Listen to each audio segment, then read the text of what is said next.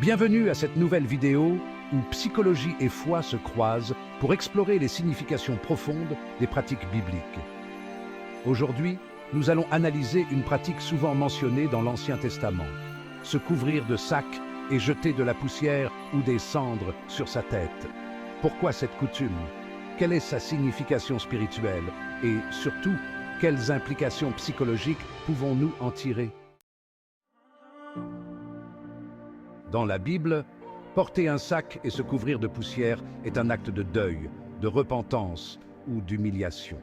Prenons un exemple dans Job 2:12, où les amis de Job, le voyant souffrir, pleurent, se déchirent leurs vêtements et jettent de la poussière sur leur tête en signe de solidarité dans la douleur.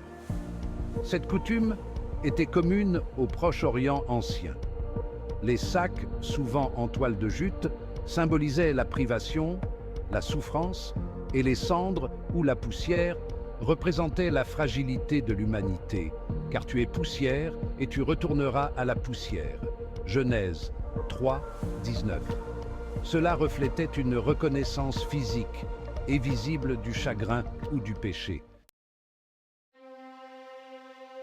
D'un point de vue psychologique, ce rituel a plusieurs fonctions. L'expression émotionnelle, ce geste extrême permettait de matérialiser la douleur ou le repentir. Aujourd'hui, on sait que les rituels aident les individus à gérer des émotions intenses en leur donnant un cadre symbolique. L'humilité et la reconnaissance des limites humaines, ces actes exprimaient une acceptation de la condition humaine. La poussière est un rappel que nous sommes fragiles, limités et dépendants de Dieu. C'est un acte de soumission psychologique, où l'ego est mis de côté pour se concentrer sur l'essentiel, la connexion communautaire. Lorsqu'un groupe se joignait à ce geste, cela renforçait la solidarité.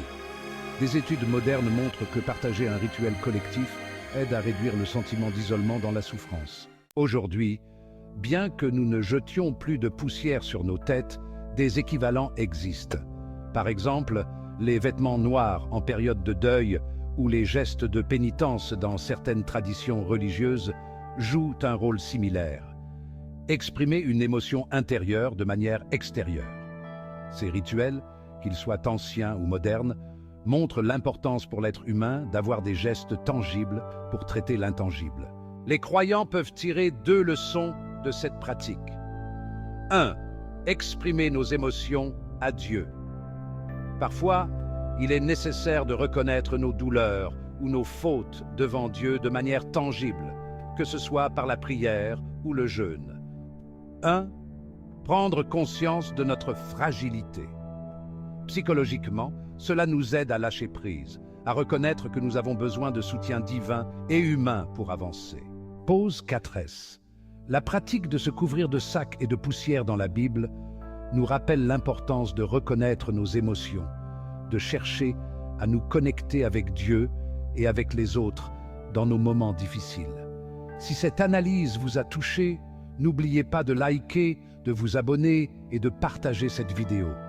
Restons connectés et explorons ensemble d'autres vérités bibliques sous un angle psychologique.